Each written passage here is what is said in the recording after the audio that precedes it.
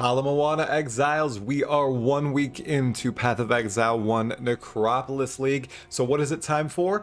That's right, it's time for a League starter update. Now, those of you who watch my channel know that I started with Volcanic Fissure of Snaking on a Juggernaut, and it was a bit of a rough League start for me. 1, I had the flu. 2, I've had absolutely no luck, but that's no matter. I've had a ton of fun on this build, and I'd like to show you how I just progressed into red maps. First, let's start with a look at the gear, the passive skill tree, and then we'll hop right into an actual map to showcase gameplay. No tricks, none of that. We're just gonna go in, get some raw gameplay going. So, first of all, I'd like to lead the video with this.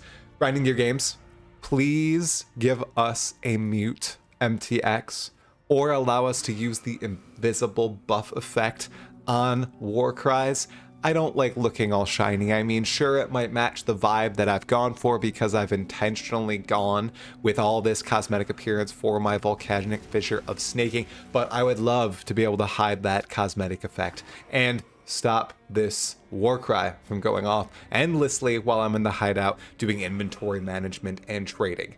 Now, with that out of the way, let's look at the gear that we have so far.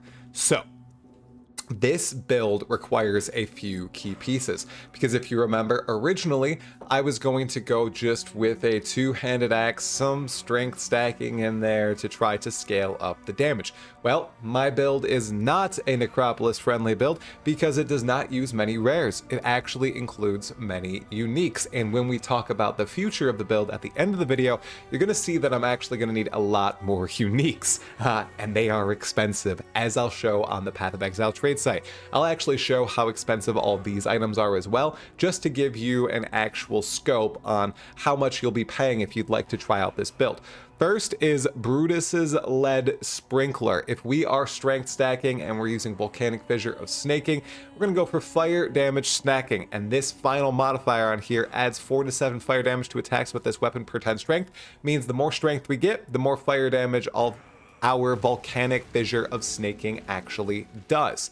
And that is brought into play with piece number 2, the Iron Fortress, which also increases how much strength does for us, and it gives us a hefty amount of strength, which is phenomenal.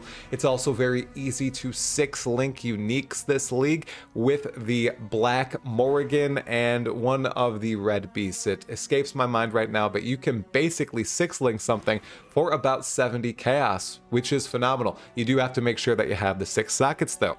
Piece number 3 is Alberon's Warpath Presently. This gives us a hefty boost to strength, and it gives us a little bit of damage, chaos res, and some movement, which is also nice. These boots are the only way that you can actually get increased strength on boots, to my knowledge, so they're pretty nice.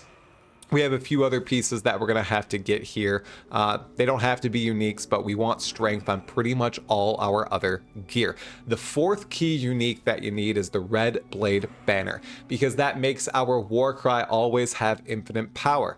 And as you'll see on the passive skill tree, we are using Battle Mage's Cry with automation, which means we can transition our damage into spell damage.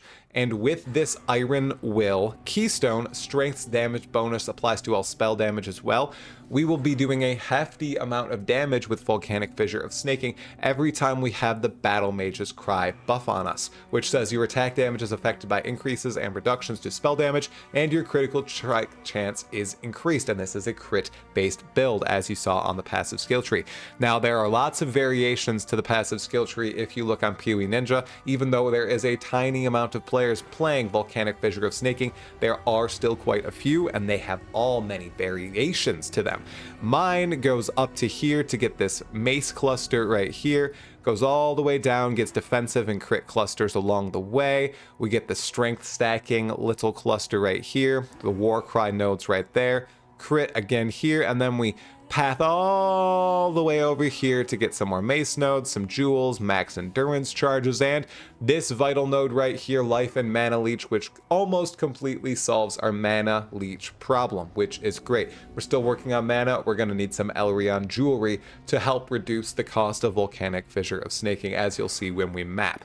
Nothing else really special right here. We get some accuracy nodes as well because we are a Juggernaut and we are stacking accuracy. It helps us with strength. If you'd actually like to see what I've done with Juggernaut right here, I've gone for undeniable for the accuracy and the attack speed per 150 accuracy rating and getting accuracy rating equal to twice my strength. That is huge. Then I went for unstoppable, pure quality of life. I could probably change this to unbreakable eventually if I solved my freeze immunity and slow immunity in some other manner. And then of course I pathed all the way through here to unflinching and then to unyielding to help gain endurance charge buffs to essentially boost the AoE of Volcanic Fissure of snaking and my defenses thanks to endurance charges, of which we will have 6 and we generate almost instantly while we're playing, which is awesome. So before we actually go into a showcase of the mapping, I'll just give my thoughts on the build as a whole. It is a slow build up. It was nice through the campaign, leveling with Ground Slam into Sunder, into Volcanic Fissure of snaking at level 50, which was only 1 Chaos Orb. But once I actually hit maps, because I was so unlucky and I was not getting any upgrades myself, I had to pay for everything essentially, and I did that through a harvest and shrine strategy, essentially farming, getting juice, selling juice to people, and then getting enough to buy these rather cheap uniques. I wasn't really upgrading fast. I actually just got my 6th link last night as I broke into reds. I was on a 4-link Volcanic Fissure of snaking all the way up until this point. And all this stuff, everybody, at least right before I made this video, is very, very cheap. Brutus's lead sprinkler was about 3C. This Red Blight banner was 5C. This cost me 4C when I bought it. These Alberon's Warpath, also 4C. This right here, Oscarm, I can actually replace these with rares because I'm getting power charges, not from Assassin's Mark anymore. I'm getting them from this notable right here. 10% chance to gain a power charge when you stun with melee damage. I don't actually need that anymore, so I can get some other gloves, but for now, I'm using it. This was 1C, so everything here was incredibly cheap. I think the most expensive items on my character are currently my flasks, which are fully automated. I have a diamond flask, a silver flask, a quartz, granite, and of course a divine life flask of Alang. Gotta get rid of corrupted blood in some manner. Yeah, these are really the most expensive things. And the next most expensive things are going to be when I change this build in the near future to not be a fire damage build, but to be a chaos damage strength stacking Juggernaut build. And we will get into that at the end of the video when I showcase what some very intelligent people over on PoE Ninja are doing and what I plan to do in the future with the build. However, we're just going to hop into a map right now and showcase exactly what this looks like, give you some raw gameplay footage. I'll also show you the Pantheons I'm using. They could use some upgrades. It's just reductions to dots.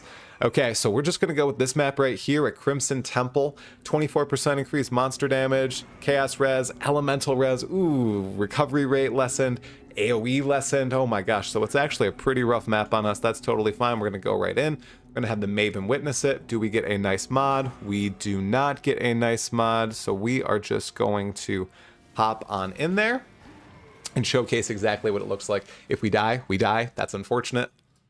Let's see. Are you annoyed with the war cries yet? Please let me know in the comments below. Okay, so see, does quite a bit of damage, pretty nice. Stuff doesn't last long. The only things that really last are the bosses. You can see here, we're just gonna blast through. I guess we can do this ritual for the heck of it. Chaos resistance is also something I need to work on. My chaos resistance is pretty bad. That'll be solved once I get my rings figured out, which I need to do to get reductions to my mana. So once I get some Elrion amethysts, we'll be all set there. Or I can just craft it on. Pretty much everything dies quickly here. As I said, it's not the craziest damage build, and it did take a little bit to build up. But it feels really good, and it looks cool. If you have a nice computer and you want to see lots of colors on your screen, this is indeed the build for you. Go through, keep going. And actually, I just had my first red maps drop last night, which is pretty insane. Isn't that wild? I was stuck in yellows literally because I couldn't get any to drop. My luck was just not here, and I had an Atlas tree fully dedicated to map drops. So that's pretty wild. Ooh, little Elder Axe there. Not that we need it. That's an unfortunate thing with this build. As I mentioned at the top of the video, we are not really using many rares. So Necropolis, even though you can make some busted weapons, you're going to be using uniques in this build, both at this stage of the build, earlier stages, and when I eventually upgrade the build to its final form. It's actually going to have a few replicas in there, which is exciting. Show you what a map boss looks like. Put down our totems. Of course, we are melee. Has a lot of energy shield, so it's taking a bit. A true showcase here. You can even activate Blood Rage. There's some tech where if you hit right in front of the boss, but not directly on top of it, it'll snake to the boss, so you're actually getting a few instances of damage here. And that is a map boss. There you go. Okay. We'll do a little bit other clear, but that is the build, essentially, everyone. I am really enjoying it. It is a slow build-up, and you're not absolutely blasting through stuff like you would with Lightning Arrow or all the minor builds out there, or even something along the lines of Bone Shatter, even though I've been hearing that that is nerfed. So only do this if you are okay with going a little bit slower and having a ramp up and using a lot of unique items. Ooh, a Valor. I need a Valor really badly so I can progress my Atlas. Phenomenal. I'm glad that I was able to get that. So, but we will probably skip to my hideout now to look a little bit more at the future of the build. Okay, so where am I going to go in the future with this build? Well, it's pretty simple. There are a bunch of people on PoE Ninja who have adopted the Replica Frost Breath and Replica Alberon's Warpath strategy with this build, with Volcanic Fissure of Snaking. It's essentially not scaling fire damage, and it's not converting anything. It's just doing raw strength stacking using Volcanic Fissure of Snaking as the chaos damage delivery vehicle. With Replica Alberon's Warpath, you get 1 to 70 chaos damage per 10 strength or something like that, which is a significant amount. And then with Replica Frost Breath, which is a mace, you actually get double damage against chilled enemies, and your chaos damage can chill. So instantly there, you are able to deal a substantial amount of chaos damage, not elemental damage, not physical damage. And it seems like a super cool build idea, so I will most definitely be trying this out. The uniques for this are quite expensive, and I think they're pretty rare in Heist as well, but I might be going hunting, and I might try to get these so that I can really try out this wacky little build. And if it doesn't work out, and if I'm not able to break into the pinnacles and do T17s and Ubers and everything, well, we have plenty of time ahead of us in Necropolis League. We are only a week in after all. So with that being said, please let me know, how is your league start going? Are you still on your first build? Are you on your second, third, fourth? Have you not even started the league yet? Let me know in the comments. Let's talk, let's collab, let's keep this positive. I know there's been a lot of drama in the community, and I have tried to dissuade people away from focusing on the drama and the FOMO and the jealousy and the envy and the anger. But alas, it's very difficult to do so. So what better way than to actually look at Path of Exile, look at the build, look at this wonderful turtle hideout that I'm in. How cool is that? Would you have ever pictured a turtle hideout in Path of Exile, wherein the turtle is floating through the vast swath and void of space? I never would have at all. So we have no idea what the future will hold. There are a ton of strategies to do with the Atlas that people have not figured out yet. Scarabs are still practically unsolved. There's all this wild stuff going on. So we have a fun league ahead of us. Please let me know in the comments, are you enjoying it? If you enjoyed this video, please like the video, subscribe to the channel, share it with your friends, and I will see you in the next one. Talakura, fellow exiles.